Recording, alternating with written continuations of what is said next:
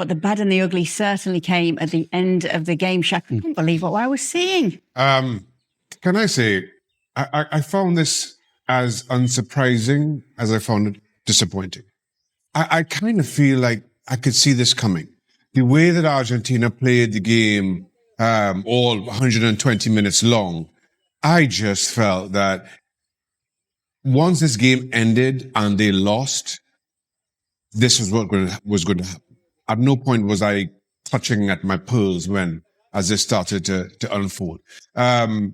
Listen, on the one hand, you want to say this is not that talented in an Argentina team, but have Lionel Messi and play to their strengths, their physicality and being in your face and just towing the line as to referees taking action and not. And it got them this far, got them to a final. And within, 13 minutes of a penalty shootout in which could have gone either way. So they got the best out of this group of players by having this attitude.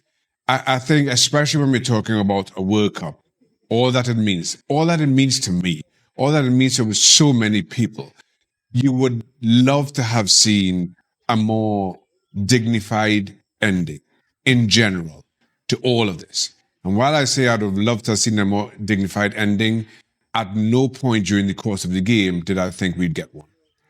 I'll be honest, looking at those scenes after the game, which obviously weren't great, firstly, it's a few of the Argentinian players, yeah? And the main one is Paredes. When we were showing the pictures just then, it was not necessarily fully led by him because Molina starts with Rodri and that seems to trigger everything else.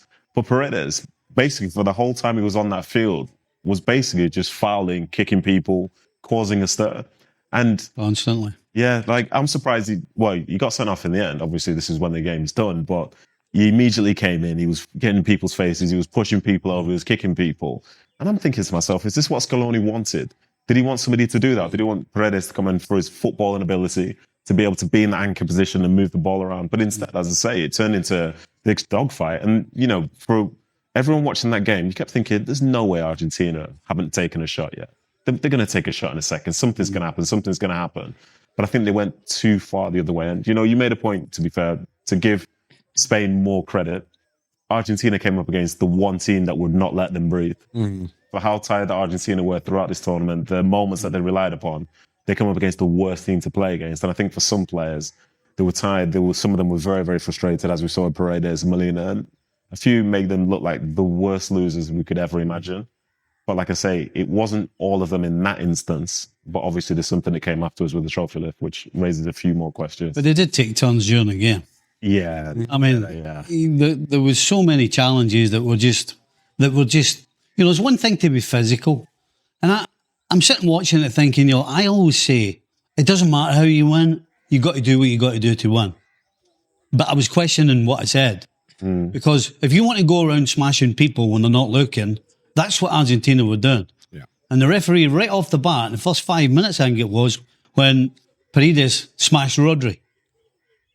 And then with Simeone smashing somebody else, Simeone did the same thing. You got Romero away out in the touchline. Again, somebody fell down in front of him. Oh, oops, a daisy standing on them. I mean, just the whole thing. There's half a dozen of them. Were just going around, taking pot shots when it was on, when nobody was looking. Yeah. And that's the other thing. I initially thought the referee had a good game. But then the more I thought about all of the shots from the cowardly shots, I'm thinking, well, there's more than just a referee, There's 5 officials? Are you telling me none of them saw that?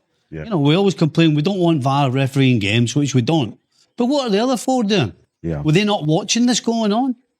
To that point, they've been doing this all tournament long. I mean, at times, and granted, the opponent was nowhere near as tough as Spain was, but they've been allowed to be physical. Even in the semi-final, I thought Enzo Fernandez should have been sent off after 3 minutes. Come to the back of Elliot Anderson with not just a kick, but a forearm to the back of the head that he didn't even get booked for. I do not understand this. Well, it's too early. It's too early to sense. If it's a red card offense, it's on time. I do not understand this. And that ticked every single box for a red card. He wasn't even booked. So now, if you're Argentina and you realize, okay, we could get away with this, we have been allowed to do this, particularly early on, then they'll just go ahead and do it. I'm going to spin this as a positive for the Spanish, though, because they were not rattled at all. Yeah. From the very first whistle to the final whistle to the post-game scenes. Like, Rodri's running along and gets hit by Molina. Then he's saying to Molina, like, what are you doing? Molina's trying to get in his face. He's like, what's going on here? You know, Eric Garcia comes over. It's like, what's going on here? Next thing, he's on the floor. Then someone else is on the floor, but they're all like, well, hold on a second. Yeah. As opposed to taking the bait and turning it into something which sort of mars your reputation. Instead, they've come off like the cleanest bunch of players you could ever imagine. Yeah. Played Argentina and kept their composure. To Nadim's point there, Luis, that is what we were seeing. Laporte was talking about it before the game, saying that they knew what to expect. And you do have to praise them even during the game for how they handled it, not losing their cool. Yeah, exactly. It's like I was mentioning. It's not that you didn't know what this team was all about. And I have nothing to say about that. In the end, you have to play with the cards that you have or with the arguments that you can manage to try to win. This is a World Cup. We are used to, because we come for a different era where this was a little bit more allowed. On these days, very difficult to find a team that it can play with this kind of manners, because there are cameras all around. The referee's got a camera. There are 100,000 cameras all around, so everything can be seen. So it's weird to see these kind of performances, but they knew. Spain, I think they try to play by the book, trying to do what they have to do. Don't be frustrated, because that's what Argentina were trying to do, to try to get out of the comfort zone, try to get out of the focus, and by then maybe get one of the transitions that we saw in the previous games, how they did it. And my only concern is the image of the Argentinian team at the end, and the image for football, because again, this is one of the biggest stages in the world. That happened just a few minutes, a few seconds right after the whistle of the referee. And everybody was watching, all the kids, they are all around the world, watching a fantastic final, celebrating the ones who enjoyed the game, and some other that probably they were not happy.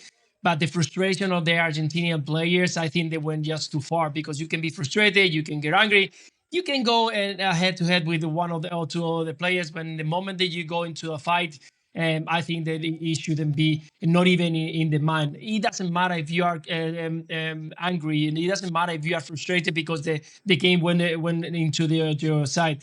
But I think that it was just going too far. It was awful to see those kind of events. I understand that FIFA will get something to say on that. The referee will probably make a report, but hopefully we don't see any more these kind of images, because we've been trying to fight about any kind of violence in football, and the worst situation is on the final of this World Cup to see those kind of footage. You know, I don't think the image of the game will be hurt at all because of the result.